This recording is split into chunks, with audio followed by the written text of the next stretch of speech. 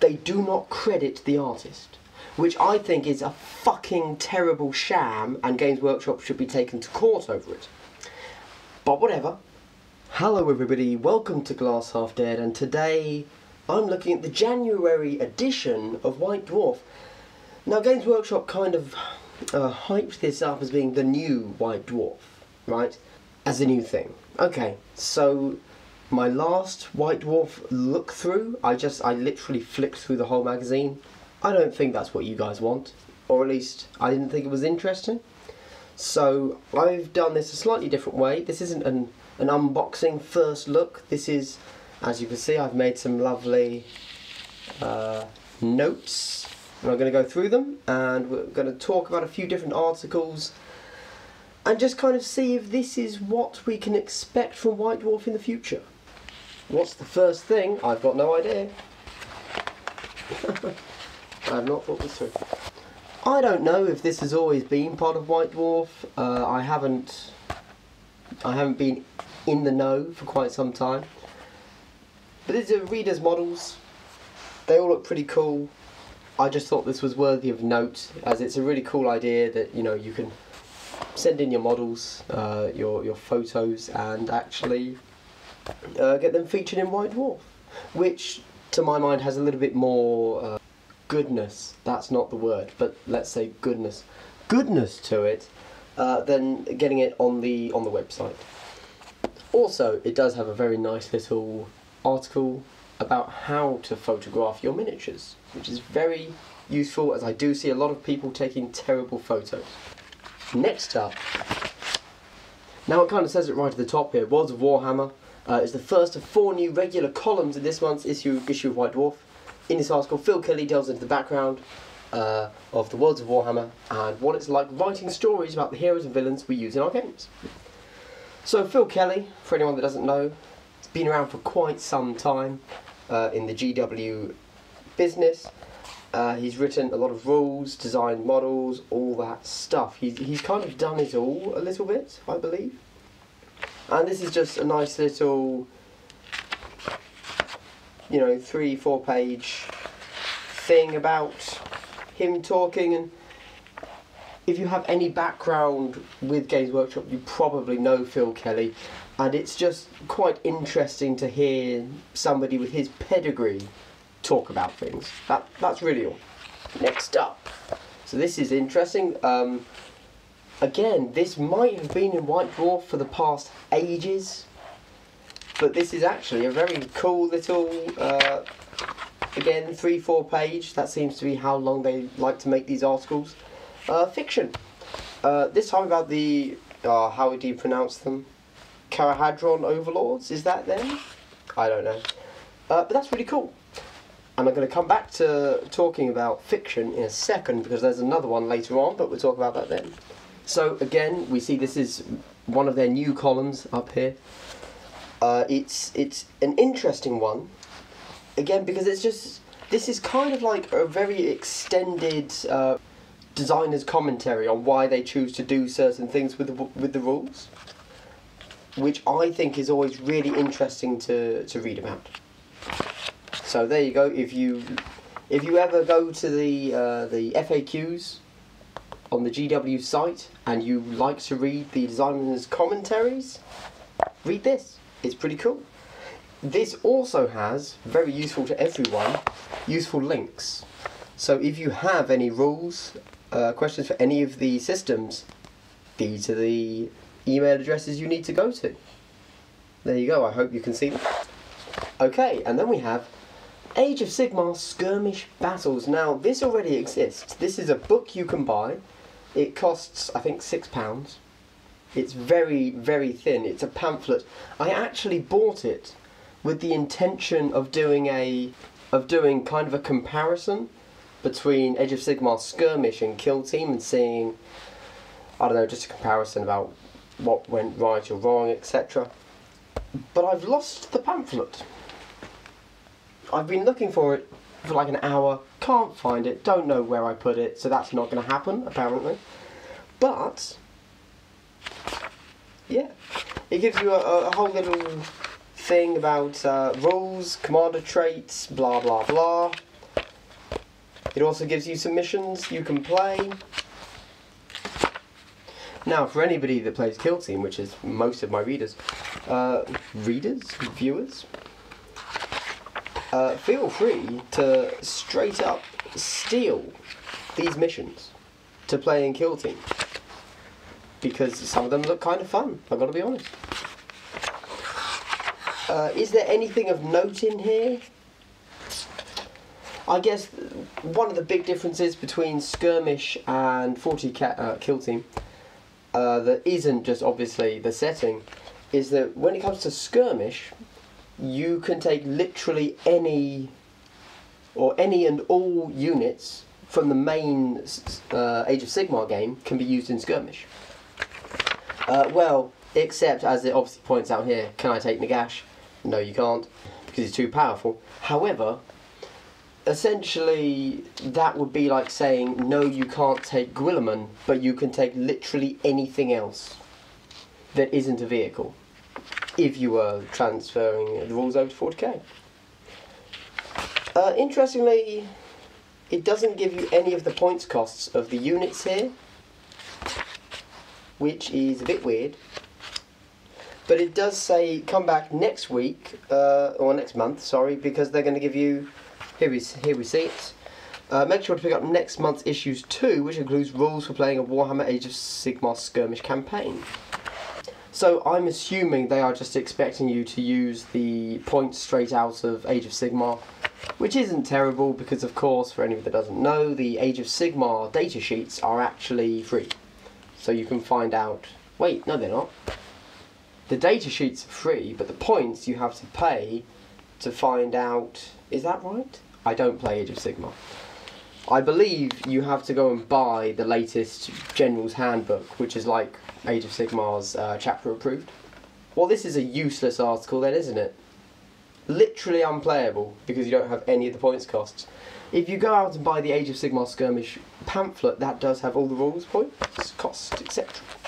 This is a little interesting little rules discussion and like diagrams, etc. that you can do for Shadespire. I like Shadespire, I think it's a really good game. I haven't spoken about it because I haven't played it since Kill Team came out. The only reason I'm really mentioning this is because Dave Sanders, he's one of the rules writers I met when I went up to Warhammer World, and he was the one that kind of gave me all the feedback about Kill Team rules, and he seemed like a very nice guy. So there we go. I don't have anything else to say about this though. Here are the Kroots. We already knew all of this, obviously.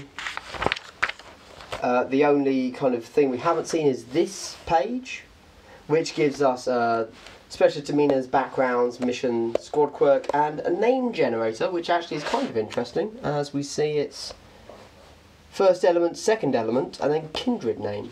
So, if you want to know how to name your Kroot, boom, that's how. Which is weird, but I'll allow it. Cool. Moving on. So I tagged this one as well, because I think the Warhammer art's really great. And very interestingly, for those of you that, I'm sure this is very much a known thing, but whenever you buy some Warhammer art or a codex or one of their games, even Blackstone Fortress, they do not credit the artist, which I think is a fucking terrible sham, and Games Workshop should be taken to court over it. But whatever, you know, whatever, who cares. But in here, they have said that this chap here, Paul Dainton, that, well, they say, Paul illustrated pretty much every piece of art in the Warhammer Quest of Blackstone Fortress game, so who better to delve into the secrets of this mysterious place? Now, there was no way to know this by owning the Blackstone Fortress game. As far as I can tell, and you know, I didn't read everything, but he was never credited, which I think is... Well, I already had my outburst, I won't continue. So, I don't like this picture. I'm just going to say that. Yeah. However, I love the concept, and I hope that this is something that they do in every single White Dwarf, because they have such great fantasy and sci-fi art that they really should talk about it and show it. And this is almost, you know, a miniature artwork. which is something that should of course be taken very seriously. Very cool. Then obviously they have lots of cool stuff. I tagged this one just to show you this dwarf. So this is something. I don't know what he is actually, but he's just a regular 40, not 40k. What is he? It says it up the top there. This name. Thanks G-dubs. Couldn't just call them dwarves, could you? They are a Caradron. Yeah, so he's a Caradron engine master. And just looking at him, he's basically a dwarf in power armor. That just kind of struck me when I saw it, and I thought, hey guys, you might, you know, if you want to have a 40k dwarf army, they exist. You know, there you go. Go and buy them. They are already there. Okay, now we have the second part of fiction. Now this is obviously all about D&C the cults, and shockingly, annoyingly, we don't get to see anything from their perspective. We see it all from one of the guys, whatever, a space marine. And again, it's, what is it, 1, 2, 3, realistically it's 3 pages. Oh, there's more. Well, great. So there you go. You're looking at about 4 pages there. But obviously they've put some nice pictures everywhere. So 4 pages, that's cool. Now, the reason I've tagged both of these, I'm not going to read any of them to you obviously, but I think it's a very cool idea that they have, you know, these little injections of fluff and narrative into the White Dwarf. However, my real question is, are they actually going to use White Dwarf as a vehicle to insert new fluff? Are we going to have to buy every single White Dwarf to know all of the lore? You know, don't get me wrong, this could just be a nice little fluffy story about some Gene Stealer cults fighting some Space Marines, that's great. But are they instead going to maybe give us a story that actually, I don't know, explains how one of the Primarchs came to be? That would be awesome, I'd love that. However, it would then mean that anybody that is interested in the lore has to buy the White Dwarf. Which is fine, I suppose. All I'm saying is it would be nice if they made these genuinely relevant, as opposed to just a nice fluffy story. So this is, I don't know why I tagged this one. I think it's just because it's Robin Crudis, who is one of the guys that does all of the rules for all of their systems, but specifically 40k. He's just talking, oh yes, no, that was why, yes. So, we see, it says here that 40k has been out for 18 months, but work started on it over 3 years ago. Now, the reason I tagged this page is purely because this 3 years thing seems to be bandied around. I've heard so many different timelines, and I think all from GW themselves. Like, exactly where they started. Like, each phase, they don't seem to be very consistent. Like, it's just kind of annoying. Like, why do they have to be so closed about their process? Their process isn't what makes them money. They can be very open about the process, but they're not. These are rules for Crimson Fists. It's a Codex supplement to Crimson Fists. This could lead on to a question of why, you know. Does that mean that, are they going to make this available as a PDF? No, they're not. They've never done it before. So does that mean that if I don't buy this particular White Dwarf, which will only be available for 1 month, I can't have these rules? I think that's bullshit. Moving on. Oh yes, finally, the final mark is, this is a pretty cool battle report between the Eldari and the Imperial Guard.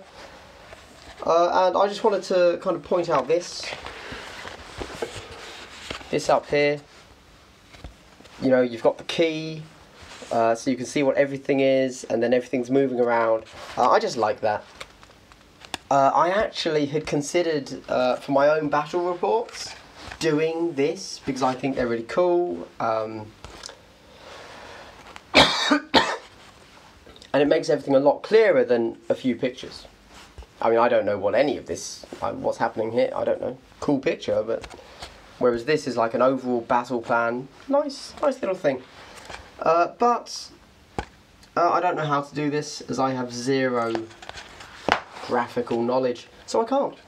Anyway, that's it. What's coming next week, month even? The Tome Celestial, the Hammerhands. Cool. I don't really care. And that, everybody, is White Dwarf, the January 2019 issue for $5.99. There was a lot of good and important stuff in here that I could happily come back to, especially if I want to start a Kroot kill team, obviously. The question when it comes to rules is, are all of the rules they put in here only going to be available in the White Dwarf for that month? I don't like that. As a business decision, that's kind of shit. Yeah, that's all I really have to say on that, to be honest. I could elaborate, but I don't think I need to. I mean, what if I missed this White Dwarf, but I then want to start a Kroot kill team? The only way for me to get my hands on those rules would be to illegally download them off the internet. Now, I'm sure that would never come back to bite me because Games Workshop isn't going to pursue a single PDF page. And even when it came to using them in a tournament, I think, you know, GW isn't going to say, you have to take this White Dwarf. They're going to be okay with you having printed off the rules. So it's not actually an issue, it's just my own personal annoyance at business practices, I guess. Ugh. Basically, I feel that GW was slipping a little bit, you know. They had this great new persona where they were very active on Facebook and social media, and they pushed out and they did some really good stuff, but they're slowly slipping back. Now that has nothing to do with their prices. You know, inflation is a thing, prices have to be increased. I can't blame them. But this is business practice. This isn't prices, this is business practices. Anyway, I've just hit the 20-minute mark, so I'm going to stop now. All in all, nice little White Dwarf. Yeah, there you go. I would recommend you buy it if you have the spare money. If not, you can get the rules online. Yeah, there you go. So, anyway, this has been Glass Half Dead. I hope you have a great day. And yeah, what concise points I've made. Woo. Anyway, bye.